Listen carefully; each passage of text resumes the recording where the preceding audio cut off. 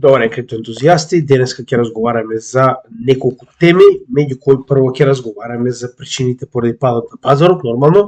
Ќе видиме дали овој пат е сосема нормален, дали имаме соодветни нивоа за истиот да биде задржан, како и нормално ќе поразговараме за новите стапки, прво на невработеност, која што ја добивме на 5 мај, како и стапката на инфлација CPI Core на 10, односно во текот на вчерашниот ден, и ќе објасниме како се тоа делуваше на пазарот моментално со биткоин.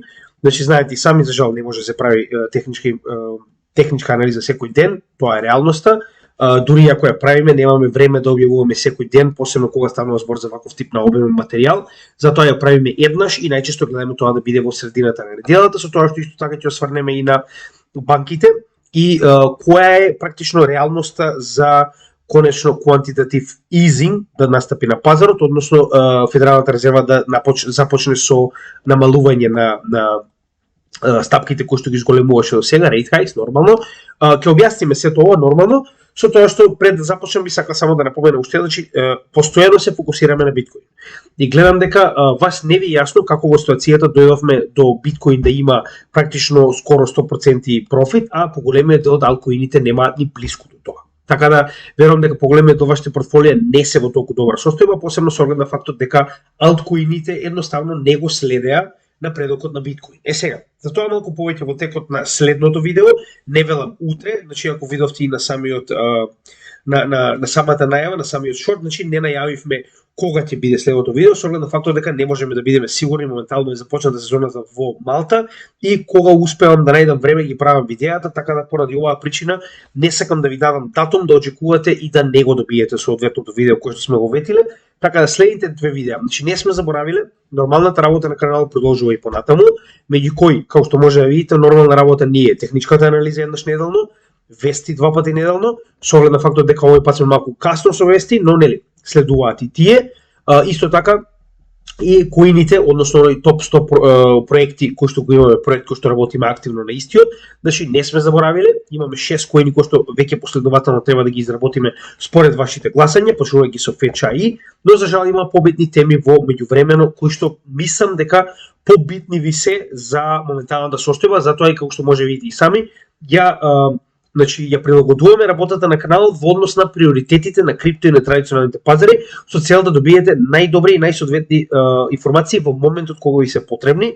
Тоа е прва работа, а втора, значи во оваа ситуација многу побитно е да објасниме што се случува со алткоините, затоа што алткоините се доста запоставени на овој канал, разбирливо со оглед на фактот дека се уште не сме во full blown bull market, ова е се уште на некој начин опоравување после bear маркетот. Поради оваа причина ќе направиме следно видео во кое што ќе го споредиме биткоин и пазарот на алткоини. Денеска малку кратко ќе само ќе напоменеме, но во секој случај ќе направиме и соодветна споредба на повеќе проекти со цел да видиме каде се наоѓаат во споредба со биткоин и да видиме дека моментално алткоините се далеку од bull market. Значи, тоа што биткоин можеби го започна во bull marketот, тоа не значи дека и алткоините го направиле истото. Сега, тоа е позитивна работа, затоа што биткоин веќе има 100% профит. Значи, прашање на време е кога овој профит ќе се прелее во Ethereum, што моментално се случува, а потоа ќе се прелее нормално и во алткоините. Така да, тој дел што сакам да ви го објаснам, кој што утре ќе го направиме тоа или подетално, е дека алткоините допрва ќе добијат добар да речем пул нагоре. Нормално тоа зависи во однос на генералната економија исто така, затоа и многу повеќе како што може да ви се фокусираме на главните случувања заедно со биткоин и традиционалните пазари, додека нормално како што кажавме уште еднаш, значи идејата е да направиме и видео во кое што ќе се осврнеме на алткоините, нивниот пазар, market cap во споредба со биткоин нормално и споредбени чартови каде што можеме да видиме како изгледа моментално споредбата помеѓу биткоин и да речем некои големи алткоини кои што моментално ги анализираме и ги држиме во нашите портфолија и на тој начин да видиме дека рано е се уште алткоините да добијат практично свој прв пул нагоре во самиот bull market. Но повторно уште еднаш ќе напоменам, се тоа зависи од макроекономската поставеност на целата економија, така да останува да видиме како се тоа ќе се одвива, прашање на време, без разлика. Значи дали ќе имаме уште една корекција или не, тоа не го менува фактот дека алткоините се уште не добиле свој солиден памп во овој почеток. И уште една работа, исто така, значи тоа ќе биде следно. Потоа имаме исто така една многу интересна тема која што сакаме да обработиме со вас, односно ќе го споредиме биткоин, значи само биткоин, не останатите алткоини, со злато и со недвижности. Зошто го велам ова? Затоа што во ова време доаѓа момент каде што на вистина треба длабоко да размислат луѓето што ќе прават со своите кеш пари, зборуваме дали е тоа во банка или кај дома во торба, тоа не го менува фактот. Значи зошто е битна оваа тема? Затоа што не заборавајте дека, значи прво доаѓа крај на кешот. Значи ова од сите страни CBDC што го гледате, прашање на време кога кешот ќе заврши. Проблемот е што кешот може многу спектакуларно да заврши неславно и на тој начин е паметно луѓето да најдат начин како да го заштитат својот капитал. Со тоа што гледаме дека барем досега, од тоа што јас сум го гледал, средства кои што најчесто се користат за заштита на капиталот во овој момент се злато, недвижности и парцијално биткоин. Со тоа што ги обработиме двата најголеми, а тоа се злато и недвижности, и ќе ги споредиме практично со биткоин директно. Значи тоа ќе биде идејата. Ние веќе сме разговарале за злато, може да видите имаме соодветни видеа за тоа, посебно кога разговаравме за користење на златото како алтернативна резерва која што треба да искористи БРИКС за создавање на нова валута, но овој пат ќе направиме директна споредба помеѓу биткоин, злато и недвижности, да видиме кој има подобри карактеристики во однос на тоа што нуди иднината за секој од нив. Но нели, за тоа потоа само сакав соодветно да ги најавам овие, да разберете што уствари ќе работи каналот во иднина, тоа е поентата, да имате идеја што очекувате. Сега ќе се вратиме на традиционалната, нели, работа на самиот канал, како што кажавме, денеска ќе поработиме на техничка анализа, со тоа што прво сакам да напоменам дека значи имаме неколку основни причини поради кои што имавме пад на биткоин, а со тоа нормално и на сите алткоини. А знаете и сами дека значи има една, да речем, изрека во криптопазарот, кога биткоин ќе кивне, значи целиот криптопазар настинува. Така да во оваа ситуација кога биткоин се коригира 5%, очекувајте дека останатите може да се коригираат дупло и многу повеќе, и поради оваа причина уште еднаш ќе се вратиме на основата кога објаснуваме зошто нашето портфолио е со топ алткоини и се уште не сме го диверсифицирале уште повеќе. Затоа што корекциите кога станува збор за ваков се уште несигурен дел од пазарот, односно несигурен дел од циклусот за тоа каде се наоѓа биткоин, може да бидат многу драстични кога станува збор за помали маркет капови. Така да ако имаме да речеме корекција од 2% на биткоин, истата се одразила на Ethereum 4, на не знам Cardano, Ripple, Polkadot и Solana се одразила со 6. Како одиме надоле по маркет кап, така се поголема и поголема ќе биде ова одразување, че овој пат. Зошто е тоа така? Затоа што логично е да за да ги зачувате вашите средства, па така и во оваа ситуација можеме да поразговараме за причините поради кои што уствари настана целата оваа ситуација со биткоин, а тоа се повеќе, значи зборуваме за збир од последователни причини, меѓу кои прв беше значи извештајот со кој што невработеноста од 3,5 се намали на 3,4%. Зошто? Затоа што ова дополнително покажува дека економијата е доста јака во Америка и дека на Федералната резерва и се дозволува и понатаму практично да продолжи со rate hikes, иако ова е само еден инструмент. Да не забораваме дека овој инструмент, односно потенцијалните банки кои што ќе паднат повторно, се оние кои што би ги запрала конечно Федералната резерва со покачување на rate hikes, но за тоа малку подоцна. Идејата е дека тоа беше првиот момент кој што натера биткоин да почне да паѓа. Значи тоа ќе го покажеме многу едноставно, беше на 5-6. Значи, можеме да погледнеме на основниот чарт, значи, гледайте, на 5 и 6 практично, значи, практично 5 го добивме, 6 веќе го гледаме ефектот од тоа, дека едноставно се очекува практично Федералната резерва понатаму да продолжи со rate hikes, иако тоа не мора да значи, но ова е прв од неколкуте индикатори кои што се гледа во текот на месецот, за тоа дали понатаму Федералната резерва има простор да продолжи со rate hikes. Значи, многу пати сме разговарале што представува rate hike, тоа е уствари инструмент со кој што Федералната резерва го намалува количеството на долари на пазарот и на тој начин вие фактички колку помалку долари имате, толку повеќе расте вредноста на DXY индексот, односно тоа е индексот за вредноста на доларот и на тој начин нормално колку повеќе расте вредноста на доларот, својот спротивен пар биткоин се намалува неговата вредност. Поради оваа причина, нормално, значи трговците очекуваат дека поради ваквата ситуација може да дојде до уште еден rate hike и затоа очигледно веќе имаме price in на ваквиот индикатор, односно значи овој пат што го гледаме на почетокот од практично викендот претходната недела е поради оваа причина. Поради тоа што ова е индикатор кој што ни покажува дека Федералната резерва очигледно има простори понатаму да продолжи со rate hikes, но тоа е само гледано на пазарот за труд.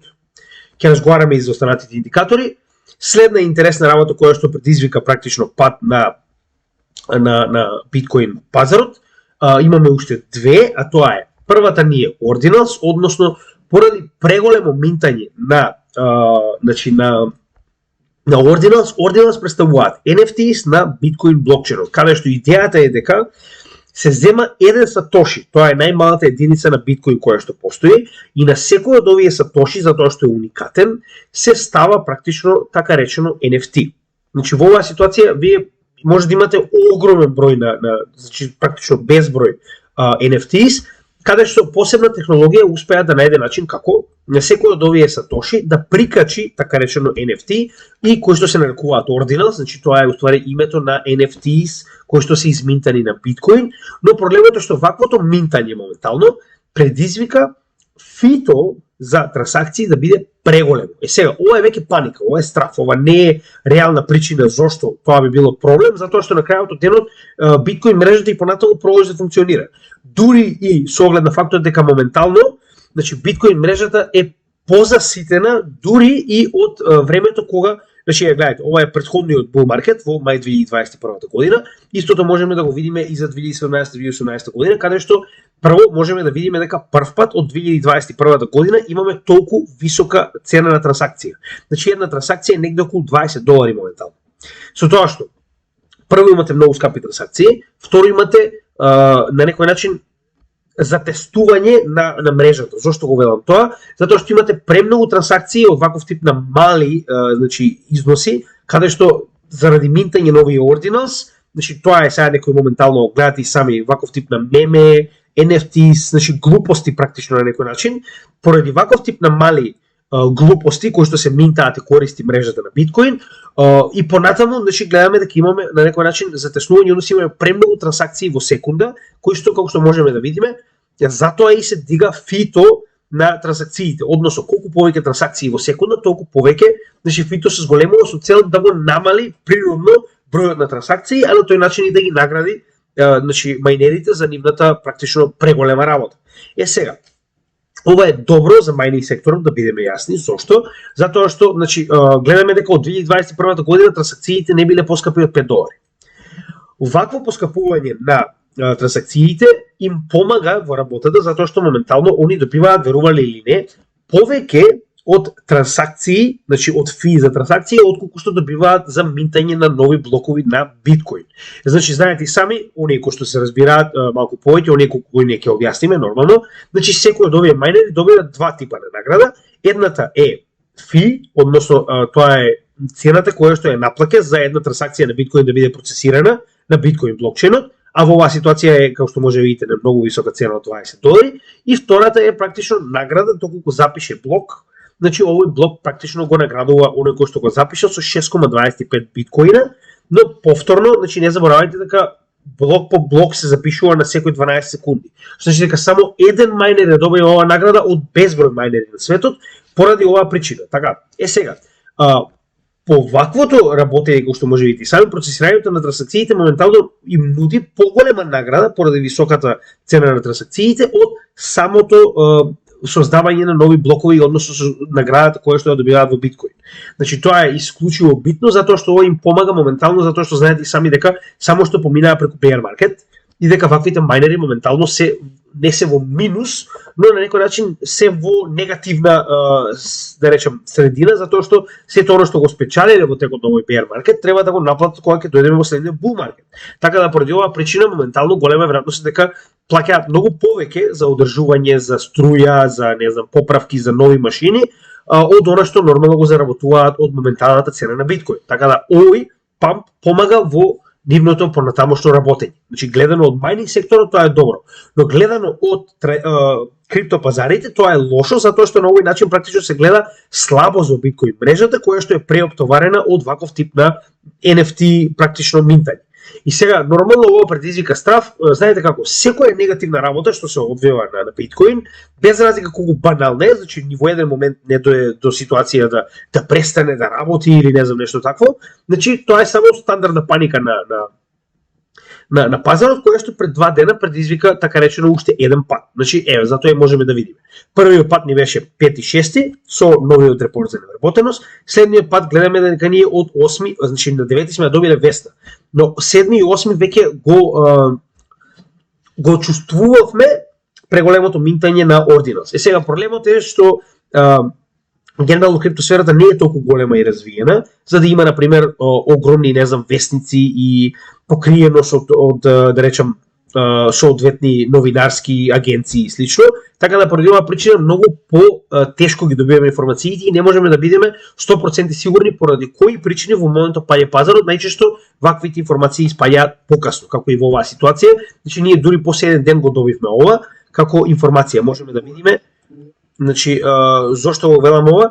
Сега, интересно е тоа што ако погледнеме овде, можеме да видиме дека ваквата ситуација започна, мислам дека е, само да видим дали може да зголемам доволно за да видиме. Значи, уште од понеделник, така.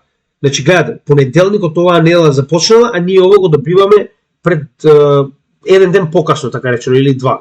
Па ова е причината, поради која што не можеме, значи, да видиме точно кога се тоа се случувало и ево дека можеме да видиме дека, значи, затоа ја извадив оваа слика настрана, дека од практично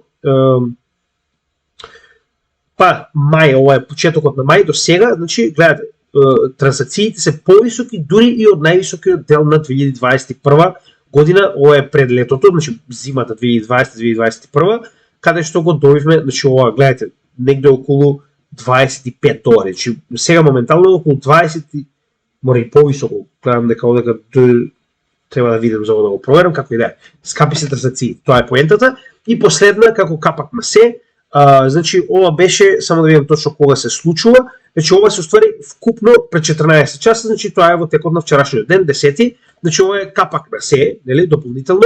Ова беше практично кога тргна нагоре пазарот. Зошто? Затоа што добивме позитивни вести од страна на инфлациониот индекс, кој што исто така го добивме од текот на вчерашниот ден, односно прво добивме информација дека од 5,6 CPI инфлацијата се намали на 5,5, додека тоест кор инфлацијата се намали од 5,6 на 5,5, додека CPI инфлацијата се намали за само 0,1%. Но битно е што кор инфлацијата се намали за 0,1%, затоа што очекуваме дека истата може да продолжи да расте, што би било многу лошо, затоа што ова е инфлациониот индекс без индексите на храна и горива. Така да е многу поверодостоен во однос на, нели, информацијата за инфлација.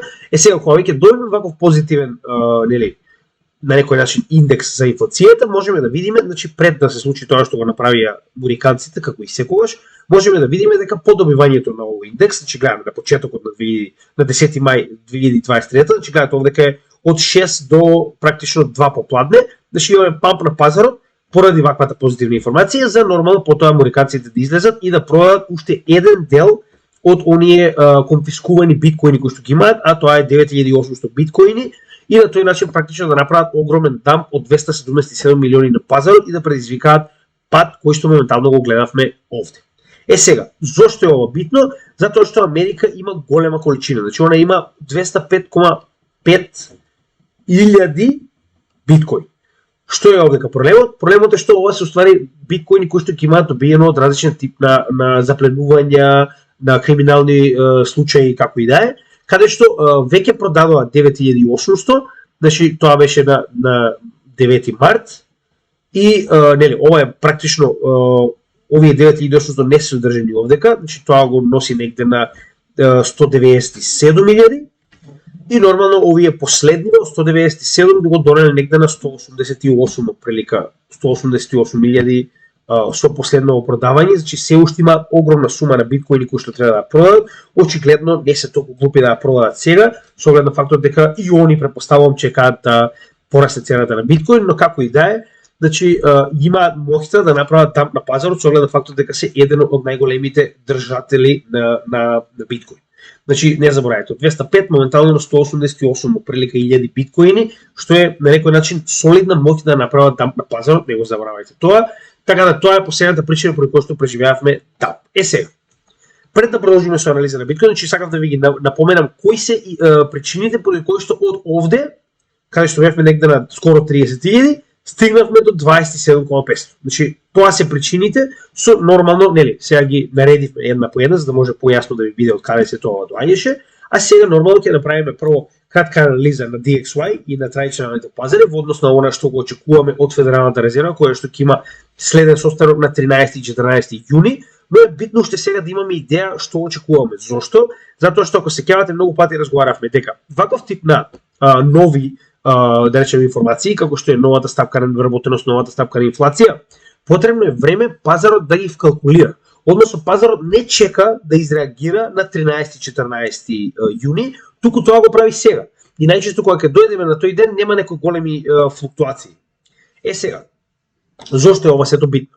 Значи, јас прво сакам да покажам, значи, нормално секогаш многу го ценам ова, а тоа е уствари ова, да речем, анкета на Investing.com, која што ни кажува, најчесто Investing.com е една од најпопуларните страни на интернет во однос на генерално инвестирање и трговија, каде што, значи, гледаме дека на ваквото прашање дали понатаму ќе продолжи со rate hikes и колку, значи Федералната резерва, одговориле со 97,4% дека очекуваат да остане на истата од 5,25.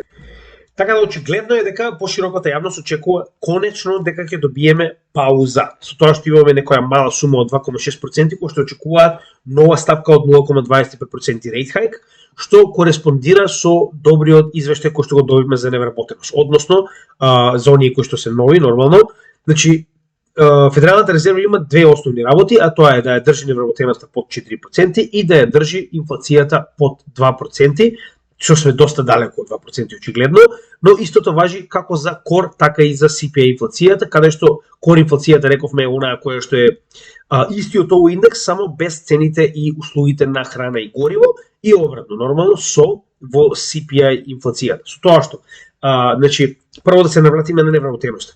Проблемот со невработеноста е што се повеќе чекаме истата да се качи до и над 4%, со што конечно Федералната резерва ќе биде убедена дека економијата е доволно слаба за они да престанат првенствено со rate hikes. Ако тоа се случи, автоматски ќе се врати до вербата во ризичните добра.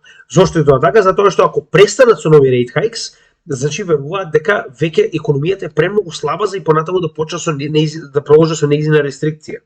И на тој начин прашање на време е кога ќе тргнат обратно, односно кога овие 5,25% кои што моментално ги имаме како камата на секој нов произведен долар на пазарот, значи наместо да ги наплаќаат, истите ќе почнат да ги навалуваат. Затоа што на почетокот на 2021 година ние имавме 0% камата и поради оваа причина имаме висока инфлација. Сега, со оглед на фактот дека ќе биде потребно време конечно да донесеме инфлацијата над 2%, кое што е уствари нивото кое што го посакува Федералната резерва, значи потребно е големо време да дојдеме до тој момент и затоа значи имаме три опции по кои што конечно ќе добиеме ситуација да Федералната резерва се откаже од понатамошно покачување, направи пауза и потоа почне да ги враќа надолу, значи се најавува негде до крајот на годинава да почне да ги практично вади овие стапки кои што ги ставаше до сега на камата. Сега, значи кои се тоа? Првата ни е да дојде инфлацијата до посекуваното ниво од 2%. Да бидеме реални, тоа ќе потрае затоа што гледаме дека кор инфлацијата на пример има проблем со нејзино враќање надоле, затоа што очигледно преголемото принтање на пари кое што го имавме во претходниот период од една декада доведе до оваа ситуација да инфлацијата е многу висока и на некој начин тврдоглава, значи не сака да се симне очигледно со оглед на фактот дека е веќе стационирана во самата економска сфера. Истото го гледаме и во CPI инфлацијата, која што многу побрзо се симиња, затоа што нели многу полесно се намалува оваа инфлација кога станува збор за горива и храна очигледно, но гледаме дека че со оглед на фактот дека не се симиња толку брзо колку што очекуваме за 2%, очигледно е дека Федералната резерва ќе мора да ја задржи оваа стапка од 5,25% барем преку целото лето, според тоа што е кажано. Сега, на последната пресконференција Джером Пауел, иако беше 10 пати прашан, значи истиот постојано кажуваше дека ќе мора да видат какви се значи нели овие стапки на некој начин и каква е ситуацијата на пазарот со цел да одлучат што ќе прават понатаму во јуни. Значи не кажа ни дека ќе има нови, не кажа ни дека нема да има нови. Поради оваа причина не можеме да бидеме 100% сигурни во ниту една ситуација додека не видиме како ќе се одвива остатокот од овие 30 дена додека стигнеме до следниот состанок. Но овие стапки ни даваат многу добра идеја. Така да првата опција дека ќе се симнеме до 2% е доста далеко. Значи за конечно да дојдеме до ситуација каде што ќе имаме quantitative easing, каде што ќе престанат со rate hikes, ќе почнат да ги намалуваат и ќе почнат да принтаат се повеќе и повеќе пари, на тој начин автоматски влегувате во bull market, значи нема веќе тука разговарање. Втората ситуација која што е многу битна и која што мораме да земеме во предвид е невработеност. За жал, невработеност се уште е на рекордно ниво. Иако верувам дека ова вештачко се држи овдека, значи имаше некои репорти, посебно од Heresy Financial, еден од каналите кои што го прашував, последното видео беше буквално за тоа каде што Apple се гледа дека ваквиот тип на невработеност е вештачка и е стимулирана со посебен тип на глупости што ги прават, не е ни битно, како и да е моментално. Кога конечно ова ќе пукне и невработеноста ќе почне да расте, значи секое порастување над 4% веќе се смета за кризна состојба во Америка и дека навистина треба веднаш да се почне со quantitative easing, како што кажеме претходно, значи запирање со нови rate hikes и почнување да се намалуваат оние кои што се веќе постоечки. Сега, проблемот е што се уште никако да трне нагоре. Значи тоа е втората опција, да добиеме висока невработеност, но никако да трне нагоре. Јас очекувам дека веќе ќе бидеме на 4. Но за жал тоа не се случува, иако можеби е тоа, предизвикано како и да е вештачки, тоа не го менува фактот дека не сме таму. Значи вештачки или не ни менува ништо. Моментално очекуваме, значи самата економија да изреагира позитивно за риск, добрата, како што се на пример традиционалните пазари на хартија од вредност и криптопазарот, кога конечно ќе имаме повисока невработеност. Знам дека звучи глупаво, но тоа е реалноста, затоа што ви покажам уште еднаш, висока невработеност ќе значи дека Федералната резерва треба да престане веднаш со rate hikes и да престане со борба да се врати инфлацијата до 2%, а да почне со quantitative easing и на тој начин да почне да принта пари кои што ќе предизвикаат раст на ризичните практично капитални добри. Тоа е втората опција и третата опција која што мислам дека е најпотенцијално брза, тоа е колапс на се повеќе банки. Зошто го велам ова? Значи сега ова се банките, значи точно го фатаме на почетокот, сега моментално се ресетираат индексите за денешниот дел во Америка, затоа го правиме во 2:30, значи само да ви покажам. Ова се истите банки кои што ги држиме на овој шит, кој што го постиравме на Криптовалути Македонија, може да го најдете таму линкот. Значи, идејата која е? Ова се моментално најризичните банки во Америка кои што имаат голем проблем со нивната хартија од вредност, односно хартиите од вредност кои што ги изнесува банката за своите инвеститори се во многу голем минус.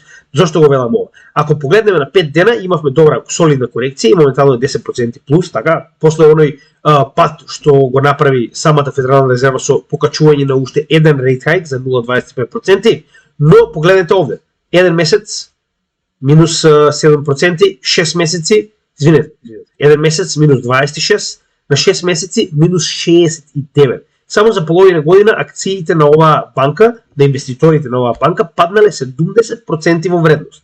Значи тоа е првата банка. Затоа не ги гледате само денешните, гледате overall што се случува. Значи ваков тип на пад на индексите, на хартиите од вредност на овие инвеститори во банките е пропратен со губење на капитал, затоа што имате многу од луѓето кои што се депозитари во банката, ги изнесуваат своите пари и ги внесуваат во поголеми банки, како што многу пати до сега напоменавме, затоа што големите банки ќе добијат целосен бейлаут за депозитарите и поради оваа причина инвеститорите си одат, затоа што не се заштитени. Во малите банки ниту депозитарите, ниту инвеститорите ќе добијат практично соодветна заштита. Со тоа што депозиторите ќе добијат 250.000 кредит, оној кој што им е дозволен од соодветната институција која што прави осигурување на депозитите на депозитари, практично на секојдневни луѓе кои што чуваат пари во банка, додека инвеститорите не добиваат ништо. Значи ако пропадне банката, тоа е тоа. Така да поради оваа причина, значи KeyCorp можеме да видиме на 6 месеци акциите се паднати 53%, понатаму Zions, Bank Corporation, ќе погледнеме, значи сите имаат добар, да речем, во последните 5 дена имаат добар биланс, затоа што имавме памп практично, ова претпоставувам дека Федералната резерва ќе биде да ги спаси, но ако погледнеме на 6 месеци, 57% паднати акциите, Citizens Financial Group, значи на 6 месеци 38, значи ова се неодржливи бројки, да бидеме реални, никој нема да држи, посебно не во банкарскиот сектор, акции кои што се во ваков минус, 64%, Western Alliance и последната ни е пак Вест, која што е најдраматична, каде што имаме 78% во минус на 6 месеци. Така да, ова е джокерот кој што се обидувам, кој што мислам дека ќе изигра во наша позитивна улога, затоа што ова е сигурно причина да ја натера Федералната резерва да престане со rate hikes или ако ништо друго барем да паузира. Затоа што како што можеме да видиме ваков тип на брутални rate hikes кои што никогаш во историјата не биле поставени во волку голема количина и волку брзо, значи очигледно делуваат катастрофално на банкарскиот сектор, затоа што ова не може да го скрие. Че ова е реалност и нормално инвеститорите кои што имаат вакви загуби подобро би ги извадиле своите пари пред време отколку да чекаат целосно да колабира банката, каде што целосно губат се што имале во овие акции. Така да поради оваа причина, значи единствено што очекувам од овие банки е да бидат купени од поголеми банки, а повторно, ако тоа се случи автоматски инвеститорите ги губат сите пари кои што ги внеле во овие хартии од вредност.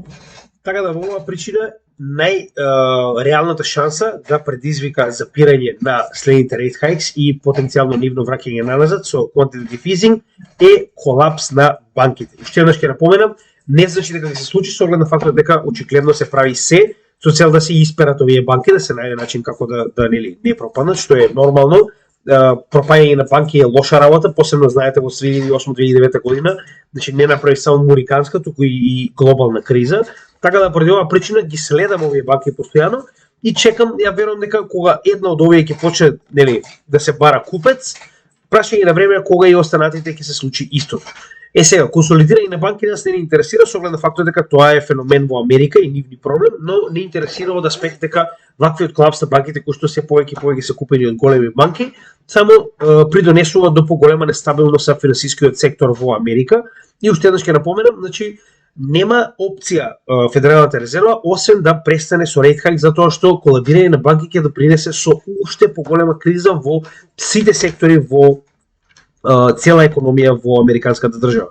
Од овој проблем, уствари доаѓам до заклучок дека ваков тип на колабирање на банките веднаш ќе ги принуди да престанат со понатамошно кревање на rate hikes. Така да останува да видиме. Сега, нормално после само да напоменеме каде се наоѓаме со DXY индексот, затоа што исто така многу битен. Значи, после таквиот позитивен на некој начин извештај за невработеност, очигледно се врати на некој начин надежта дека и понатаму ќе се продолжи со rate hikes. Може да веднаш после објавувањето на оваа цифра, која што ја напоменавме за така речено добриот исход од невработеноста во Америка, гледаме дека почнеме да добиваме придвижување на индексот на DXY нагоре, очигледно затоа што се повеќе и повеќе се враќа така речено довербата во потенцијално кревање на нов rate hike од 0,25% и дополнително сега намалувањето на инфлацијата генерално е секогаш позитивна работа, затоа и гледаме дека овие два на некој начин позитивни фактори го доведоа DXY од практично оваа тренд линија која што очекуваме да ги скрши надолу, тоа беше негде околу 101, да порасне на 101,8, 101,3 до 101,8, што повторно го враќа на ова поле кое што ако погледнеме на неделно ниво, ни представува поле во кое што претходно сме имале два врва, како што кажавме на претходните два bull маркети на DXY.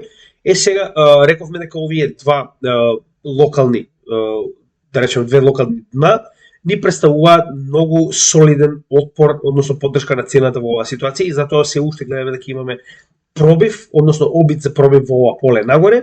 Сега ова е малку проблематичен дел, зошто? Затоа што на неделно ниво добивме придвижување на MACD нагоре. Ова е потврда дека конечно имаме корекција на MACD во обратна насока нагоре.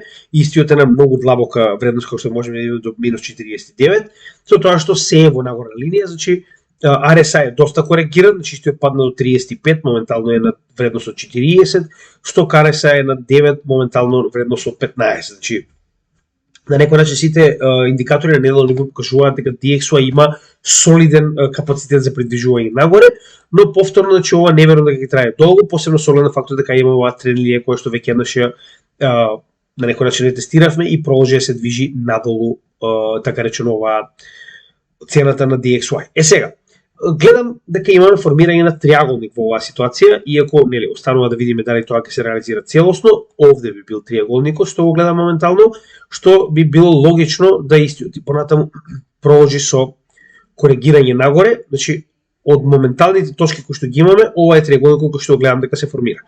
Така да Овие индикатори на неделно ниво ни покажуваат потенцијално придвижување нагоре дури до горната граница на овој канал, кој што рековме пред тоа ние отпор, а сега моментално е така речено пак отпор, затоа што само што го пробивме надолу, но потенцијални добри вести да речем за доларот би го донале до повторно оваа тренд линија која што е воспоставена со овој врв овде, така да тоа не би ми изненадило и дали само малку би го одложило да речем следното движење на бул маркетот, но ова на некој начин е и добро. Зошто? Затоа што кревањето на цената на DXY дополнително ќе доведе до ресетирање на индикаторите на биткоин.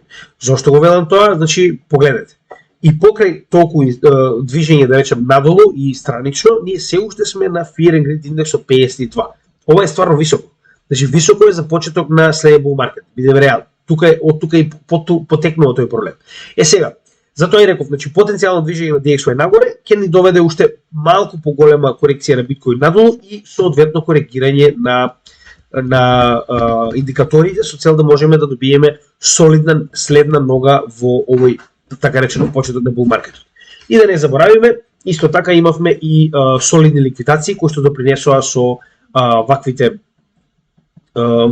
ваквото намалување на цената на биткоин. Гледате и овде. Значи, ако ги споредиме пети, четврти и пети практично, овдека немаше некои големи ликвидации во однос на движење на цената надолу, но не рековме репортот е генерално лош, додека во оваа ситуација на 8 мај имавме големи ликвидации од скоро 200 милиони на лонг позиции. Зошто е тоа така? Ако се свртиме на 8 мај, значи можеме да видиме дека ова е тој дополнително обележено со овој крвав дијамант, така го нарекуваат, и нели излегувањето надвор од овој триаголник кој што го следевме.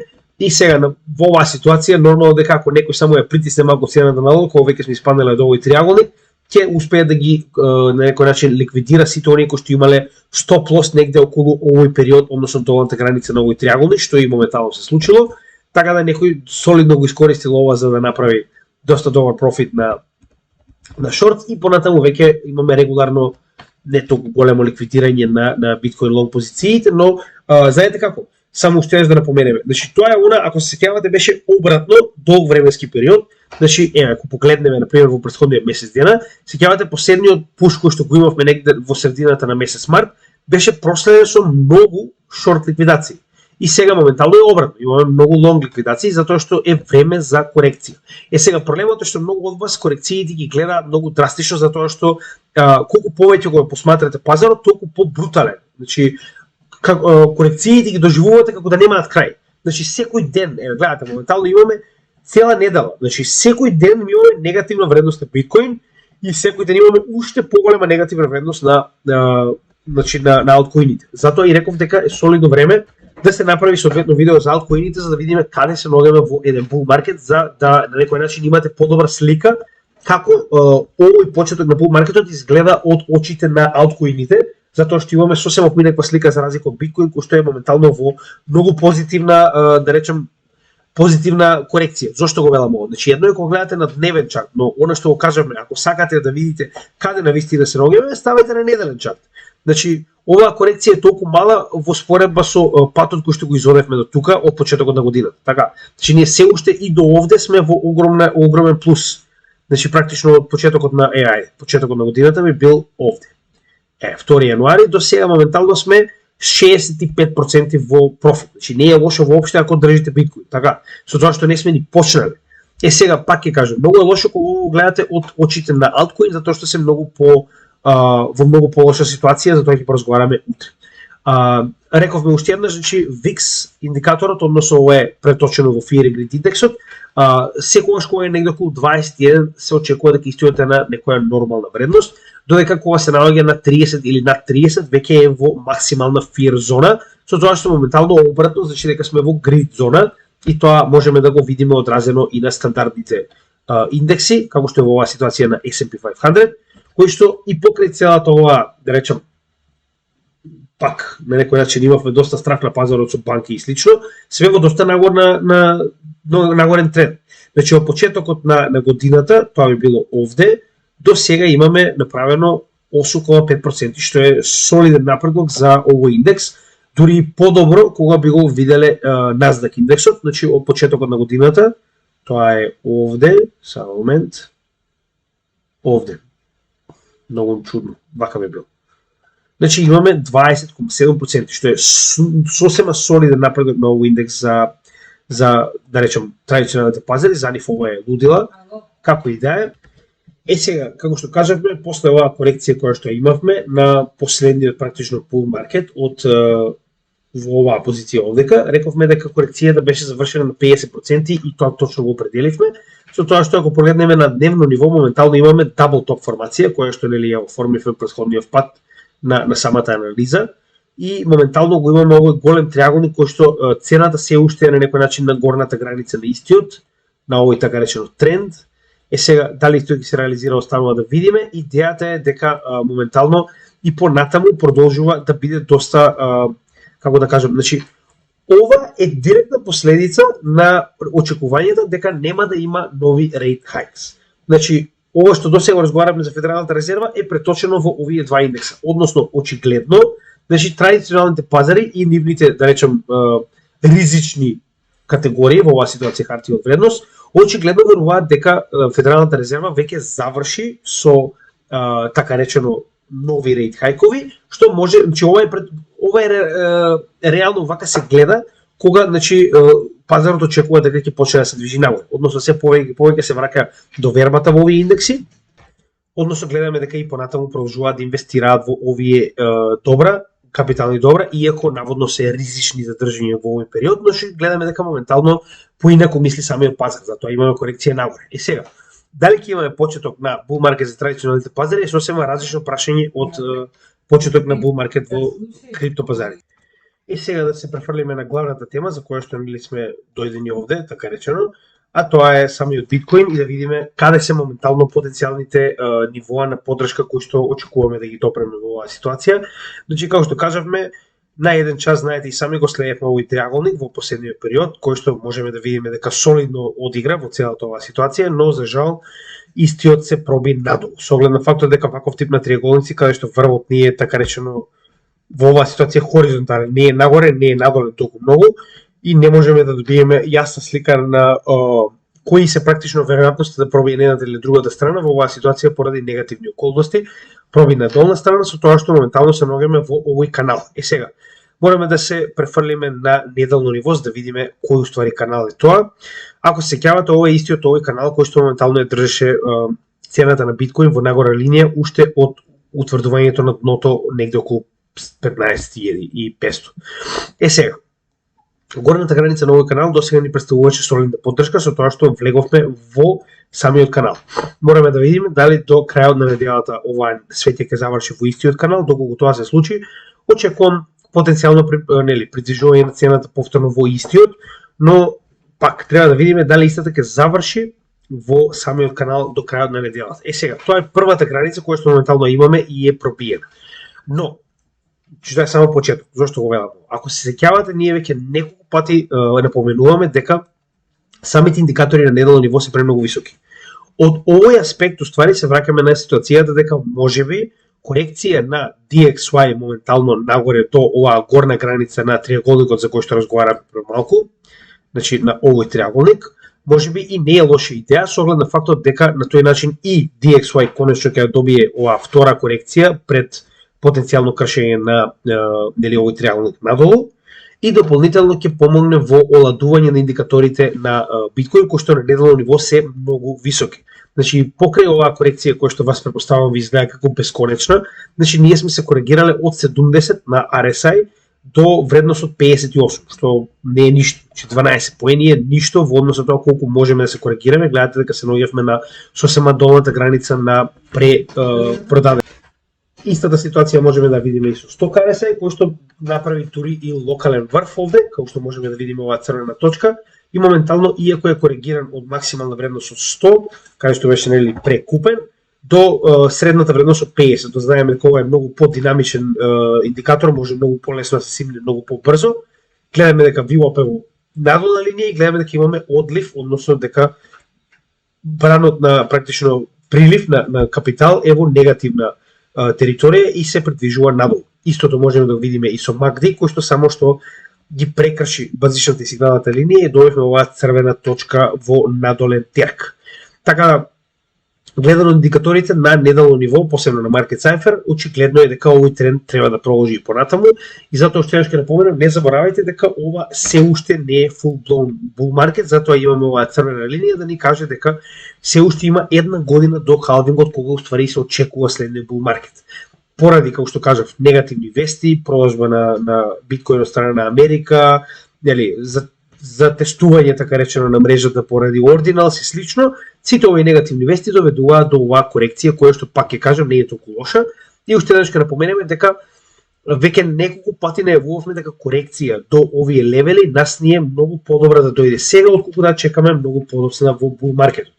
Со тоа што па се оние нивоа кои што нас не се многу битни да ги повториме, односно да направиме корекција. Прва е 200 неделна средна вредност, оваа црвена линија која што многу пати до сега напоменавме, дека без корекција на истата не можеме да очекуваме солиден bull market. Гледаме дека истото се случи и во 2020-2019 година, овие две корекции директно од неа. Истото можеме да го видиме и во 2013-2014 година. Значи тоа се оние корекции кои што успешно ги направивме во тој bear market за да почнеме со следниот bull market, како и потенцијална корекција до bull market support band, кој што гледаме во оваа ситуација. Истата ситуација, значи bull market support band представува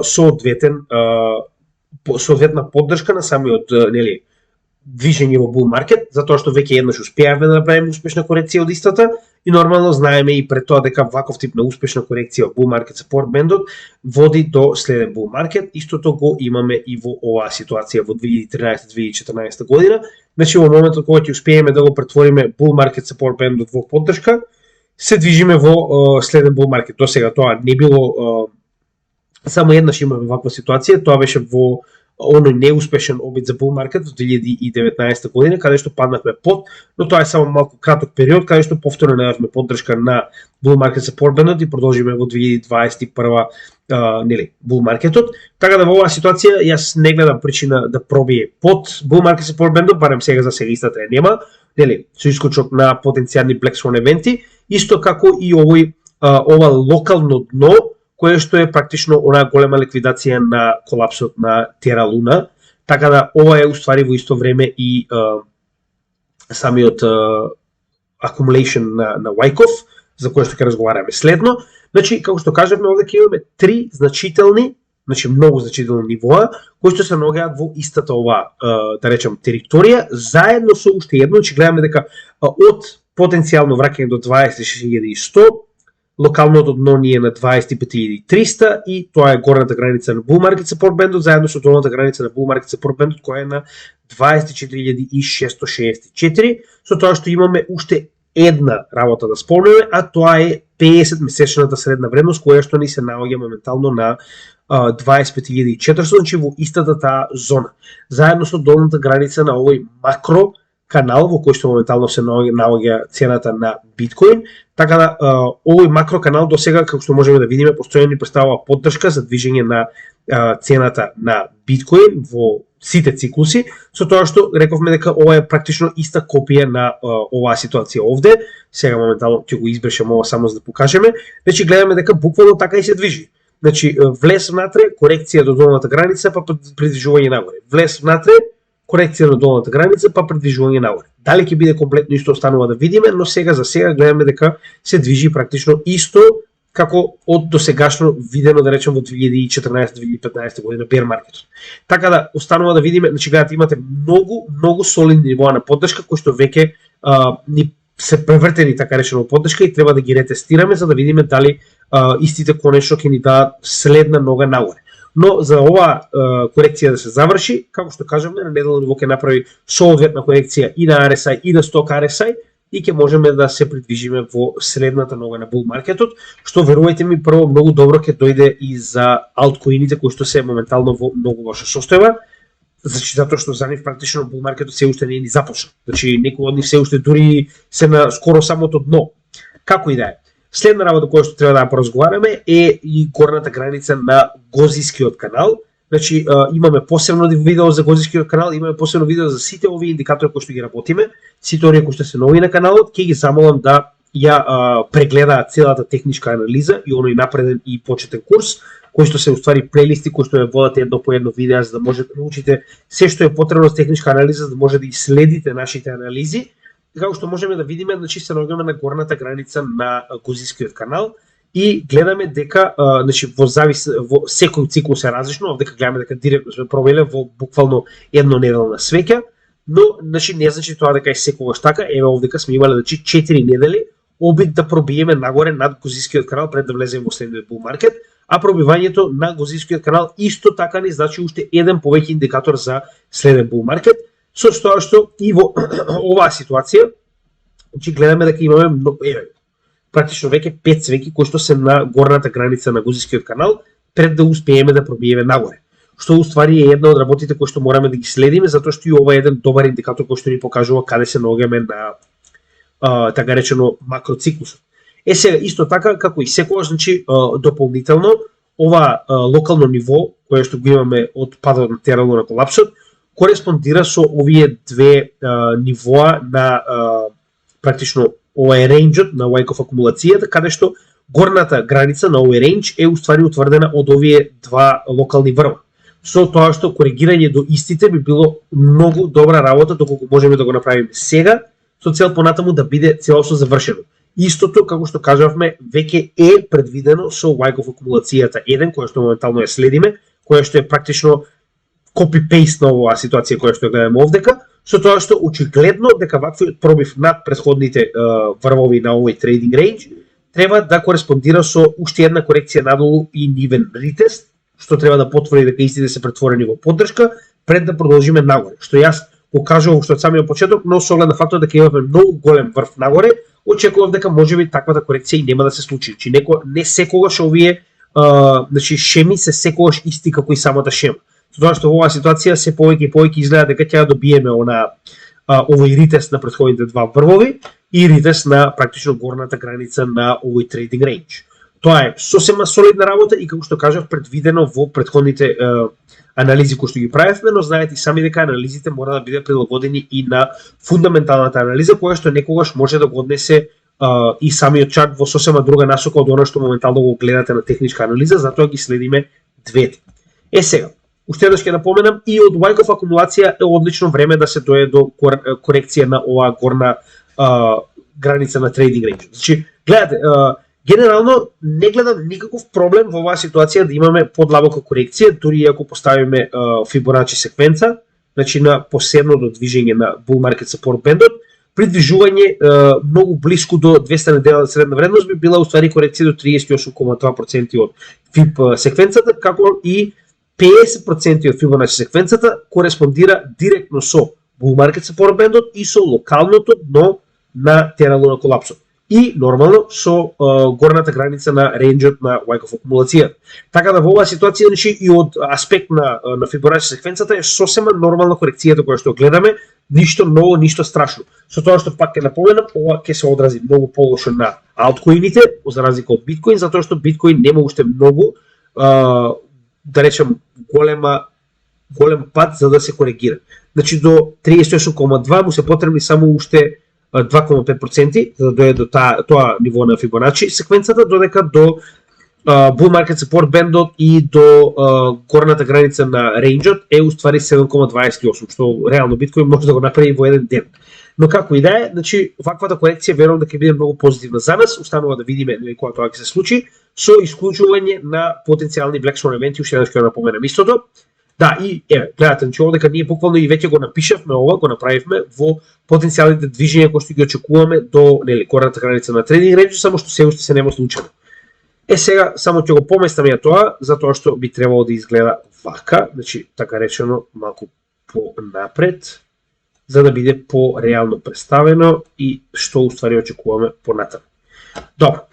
Сега исто така, накратко само би сакал да го споменам и овој дел пред да завршиме за денешното видео, а тоа е овој макроциклус кој што се уште, како што кажавме до сега, значи ниту во еден момент не потврлил, а тоа е дека 4 годишниот циклус на халвинг е постојано тука и не води во начинот на инвестирање и во периодите на инвестирање.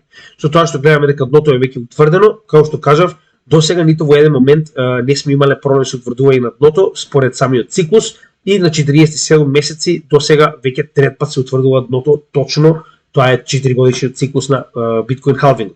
Со тоа што ова е линијата, односно моментално се наоѓаме точно на една година пред халвингот на биткоин, можеме да го видиме и на самиот каунтер, кој што е 365 дена, моментално 352, се очекува следниот 27 април 2024 година да настапи биткоин халвингот. Останува да видиме нели како се тоа ќе се одвива, со оглед на фактот дека истиот некој се поместува напред или назад во однос на тоа нели како се забрзува или се забавува запишувањето на трансакции, со тоа што практично од 27 април 2024 година ние уствари активно очекуваме следен бул маркет.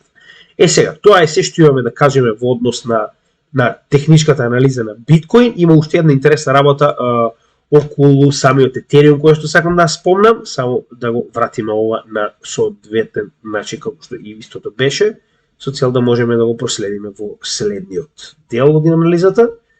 Сега, значи Fear and Greed индекс, што кажеме, се уште високи. Значи традиционалните пазари имаат 58, што значи дека тоа е сосема голем грид дел во почеток на bull market, додека крипто има 52, што значи дека се наоѓаме високо во Fear and Greed индексот. Тоа е уште еден индикатор кој што ни покажува дека подлабока корекција е сосема можна и очекувана. Интересна работа. Сега ова е поврзано со малку онаа следна тема за која ќе разговарам. Значи, пампот на биткоин да дојде до скоро 100%, ако не и 100% од почетокот на годината до сега, заедно со Етериум, кој што е моментално на многу солидно ниво, односно има некоја околу вредност исто достигна до 2000, значи дојде до 2000 па се коригираше надолу, како и неговата дефлација, која што ако се сеќавате, пред само 10 дена, дефлацијата на Етериум беше 1,2%, за моментално да дојде до скоро 3%, што е огромен напредок, но ова дополнително покажува дека, значи, прво, макар тоа бил ПП или не е битно, битно е дека големи пари се влеваат како во биткоин, така и во Етериум. Затоа и гледаме дека истите прво се многу солидни на цена, а второ гледаме дека значи имате целосност за тестување на трансакции на биткоин, поради тоа што имаме премногу трансакции на биткоин моментално и нивниот фи достигна 20, па сега веруваме многу повисоко. Истото можеме да го видиме на Етериум, затоа што користењето на Етериум доведе до таа ситуација да дојдеме до 3% дефлација, односно вие практично добивате 3% на вредност на оној Етериум кој што го имате доколку го чувате цела година. И тоа ова е практично се уште имаме повеќе од практично 6-7 месеци до следната година, што значи дека допрва ќе дојдеме до уште поголема инфлација, со оглед на фактот дека гледате, значи се уште имаме уште 7 месеци, а ова е само до сега бърнот кој што предизвикал да имаме 3% дефлација во оваа ситуација на Етериум. Така да уште многу време има пред нас и ова дополнително треба да ви покаже дека моментално биткоин и Етериум го добија поголемиот дел од капиталот кој што практично влезе во криптосекторот, а во оваа ситуација значи допрва ќе почне да влегува или да се одлива овој капитал од Етериум и биткоин во останатите алткоини и нов капитал да влегува во истите. Така да ова треба да ви каже дека нормално знаете и сами, секој почеток на bull market најчесто се карактеризира со прво влегување на капитал во најголемите, кои што знаеме и сами дека се биткоин и Етериум, а потоа постепено истото се случува и со алткоините. Така да значи, од аспект на тоа дали е bull market за алткоините, сме многу далеко од bull market за алткоините. Значи, затоа и пак ако погледнете вака, дали би било паметно да продолжите да купувате биткоин кој што веќе се коригирал 100% нагоре, или е паметно да купувате алткоини кои што се уште не почнале да се движат нагоре. Затоа ќе поразговараме во следното видео, но само го оставам ова да размислите, а ние ќе ви покажеме значи се што имаме да кажеме за разликите помеѓу биткоин, Етериум и останатите алткоини во однос на каде се наоѓаат во овој bull market.